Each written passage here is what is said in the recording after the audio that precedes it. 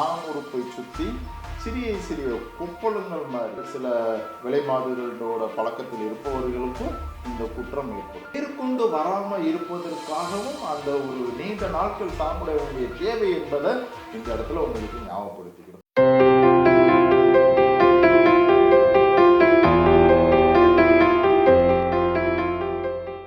வணக்கம் உணவு மருந்தும் நேயர்களே. இந்த உணவு மருந்து சேனல் மூலமா எண்ணற்ற குறிப்புகள், சின்ன சின்ன குறிப்புகள், பெரிய பெரிய நோய்களுக்கு உங்களுக்கு உதவும் வகையில எளிய முறையில் செய்து கொள்ளக்கூடிய குறிப்புகளை தொடர்ந்து சொல்லிட்டு இருக்கோம். இன்னைக்கு நம்ம சொல்லக்கூடிய குறிப்பு என்ன ஒரு நோய்க்கானதுன்னு பார்க்கும் பொழுது எப்படி சொல்றது, இது பால்வினை நோயின்னு சொல்லிடலாம். அதாவது பார்த்தீங்க அப்படின்னா மேகவெட்டை அப்படின்னு சொல்லுவாங்க தமிழ்ல. இந்த பால்வினை நோய் அப்படின்றது நம்ம ஏற்கனவே வேற ஒரு தலைப்பில் பேசியிருந்தாலும் கூட ஒரு எப்படி சொல்கிறது, ஒரு ஆண் உறுப்பை சுற்றி சிறிய சிறிய கொப்பளங்கள் மாதிரி ஒரு புண்ணு மாதிரி உருவாகிறதோ, கொப்பளங்கள் உருவாகிறதோ, ஒரு அரிப்பு ஏற்படுவதோ, இது பார்த்தீங்க அப்படின்னா 2 விதமான ஒரு நோய் காரணமாக இந்த விளைவுகள் ஏற்படும். முதல் ஒரு காரணம் என்பது சர்க்கரை நோய் மிதமிஞ்சி இருப்பவர்களுக்கு இந்த ஆண் உறுப்பை சுற்றி அந்த ஒரு தளவு பகுதியில் சின்ன சின்ன கொப்பளங்களும் புண்களும் ஏற்படுவது சகஜம். இதே மாதிரி பால்வினை நோய் அப்படின்ற ஒரு நிலையில சில விலைமாதுகளோட பழக்கத்தில் இருப்பவர்களுக்கும் இந்த குற்றம் ஏற்படும்.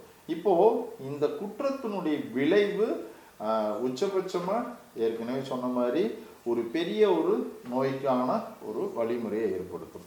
இந்த ஒரு புண் ஆறுவதற்குண்டான ஒரு விஷயம், இந்த ஒரு பால்வினை நோய் சம்பந்தமானாலும் சரி, குறிப்பாக நம்ம ஒரு நேரடியாக சொல்லணும் அப்படின்னா இந்த ஆண் உறுப்பை சுற்றி இருக்கக்கூடிய கொப்பளங்களுக்கான ஒரு மருத்துவ குறிப்பு. இதை சர்க்கரை நோயில் பாதிக்கப்பட்டவர்களும் இதை பயன்படுத்திக்கலாமா? தாராளமாக பயன்படுத்திக்கலாம். 2 பொருள் தான், வேப்ப இலை, சீரகம். இதில் 1-2 மிளகு சேர்த்தாலும் குற்றம் இல்லை. நல்ல வேப்பலை முத்தின இலையாக இல்லாமல், கொழுந்தாய் இல்லாமல் ஒரு கைப்பிடி நிறைய ஒரு வேப்பலை எடுத்துக்கிட்டு ஒரு 1/2 ஸ்பூன் சீரகமும் ஒரு 5-6 மிளகும் போட்டு நல்ல மைய அரைச்சு எலுமிச்சை சைஸு ஒரு உருண்டை. இல்லையா எனக்கு ரொம்ப பெருசாக இருந்தால் கொமட்டுதுங்க, சாப்பிட முடியல, கதி கசப்பு அப்படின்னு வரும் பொழுது ஒரு நெல்லிக்காய் சைஸ் ஆகுது, எலுமிச்சை சைஸு சொல்கிறோம், ஏறத்தாலும் அதில் 3/4 சைஸு பெருநெல்லி அளவாவது இந்த வேப்பலை, சீரகம், மிளகு கலந்த கலவையை இதை ஒரு குறைஞ்சபட்சம் 1 மண்டலமாவது எடுத்துக்கொள்ளணும். இப்போ ஒரு நோய்க்கு நம்ம சொல்லக்கூடிய குறிப்புகள் அனைத்துமே ஒரு நீண்ட காலம் சாப்பிடக்கூடியதாகவும், ஒரே ஒரு நாள் சாப்பிட்டா சரியாக முடியாத ஒரு குறிப்பாகவும், 3 நாள் சாப்பிட்டா போதுமே அப்படின்ற ஒரு எதிர்பார்ப்பை பூர்த்தி செய்யாத குறிப்பாகவுமே இருக்கும் அப்படின்றத நம்மளுடைய அந்த ஒரு வீடியோ தொடர்ந்து பார்ப்பவர்களுக்கு புரியும். ஏன் இப்படி சொல்ல வேண்டியதாக இருக்கு அப்படின்னா, அந்த நோய் குற்றம் என்பது, அதனுடைய தாக்கம் என்பது நம்ம ஒரு 3 மாதம் சாப்பிட சொல்கிறோம் அப்படின்னு வரும்பொழுது ஒரு 15 நாளில் குறைஞ்சிரும்.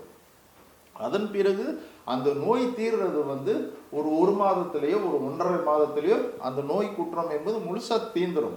மேற்கொண்டு வராமல் இருப்பதற்காகவும் அந்த ஒரு நீண்ட நாட்கள் சாப்பிட வேண்டிய தேவை என்பதை இந்த இடத்துல உங்களுக்கு ஞாபகப்படுத்திக்கிறோம். புரிஞ்சுக்கோங்க, தயவு செய்து அவசரப்படாதீங்க. உங்களுடைய அவசரம்தான் ஒரு தவறான குறிப்புகளை சொல்லக்கூடிய ஒரு மருத்துவர்களை உருவாக்கி கொண்டு இருப்பதை நீங்கள் புரிஞ்சுக்கணும். என்ன ஆயிரும், இது ஒரு வேப்பலை கிடைக்காம போயிடுமா, ஒரு சீரகம் கிடைக்காம போயிடுமா, ஒரு மிளகு கிடைக்காம போயிடுமா, அரைக்கிறது எவ்வளோ நேரம் ஆக போகுது? வீட்டில் அம்மாட்டையோ யார்ட்டையோ இந்த மாதிரி ஏதோ ஒரு இன்ஃபெக்ஷன் மாதிரி இருக்குமா, அரைச்சி கொடு, மனைவிட்டையோ ஏதோ ஒரு ரூபத்தில் இதை தொடர்ந்து ஒரு 3 மாதமாகுது சாப்பிடுங்க. மேற்கொண்டு ரொம்ப புண்ணாயிருக்கு அப்படின்னு வரும்பொழுது இந்த வேப்பலை ஒரு கொஞ்சமாக எடுத்து சிறிது மஞ்சள், அதாவது மஞ்சள் கிழங்கு கிடைச்சாலும் சந்தோஷம்தான், அல்லது மஞ்சத்தூள் சுத்தமாக நீங்களே அரைச்சி வச்சதா இருந்தாலும் பயன்படுத்தி இதை சேர்த்து அரைச்சி மேலே ஒரு பூச்சி மருந்தாகவும் பூசும் பொழுது, உள் மருந்தாகவும் சாப்பிடும் பொழுது நீங்கள் எந்த ரூபத்தில் பாதிக்கப்பட்டிருந்தீங்கனாலும் சரி புரிஞ்சுக்கோங்க நேயர்களே, சகோதரர்களை திரும்பவும் புரிஞ்சுக்கோங்க. சர்க்கரை நோயால் பாதிக்கப்பட்டாலும் சரி, பால்வினை நோய் அதாவது இந்த மேலவெட்டை அப்படின்னு சொல்லக்கூடிய ஒரு நோய் மூலமாகவும் இந்த நோய் உங்களுக்கு வந்திருந்தாலும் சரி, இதை காப்பாற்றிக் கொள்வதற்கான இந்த எளிய குறிப்பு உங்களுக்கு மிக அருமையான பலம் தரும். புரிஞ்சுக்கோங்க. இது கொஞ்ச நாள் ரெடி ஆனானே மறுபடியும் தப்பு பண்ணிடாதீங்க. திரும்பவும் சொல்றேன், சர்க்கரை நோய் உள்ளவர்கள் இது சர்க்கரை நோயினுடைய வெளிப்பாடு தானே ஒழிய இது கொஞ்ச நாள்ல வந்து சரியானாலும் சர்க்கரை அளவை குறைக்கல அப்படின்னா மேற்கொண்டு இது வர ஆரம்பிச்சிடும். பால்வினை நோய் இருப்பவர்கள் இந்த கெட்ட பழக்கத்திலிருந்து முழுசா வெளியில வந்துட்டோம், ஆனா இந்த பிரச்சனை இருக்கு அப்படின்னு சொல்பவர்கள் இதுல இருந்து முழுசா வெளியில வந்துருவாங்க.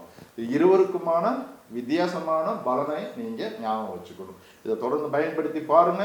மீண்டும் அடுத்த குறிப்பை சந்திக்கும் வரைக்கும் எப்போதும் போலதான் சித்தர்களுடைய ஆசீர்வாதம், அடியனுடைய வாழ்த்தும். வணக்கம் நேயர்களே.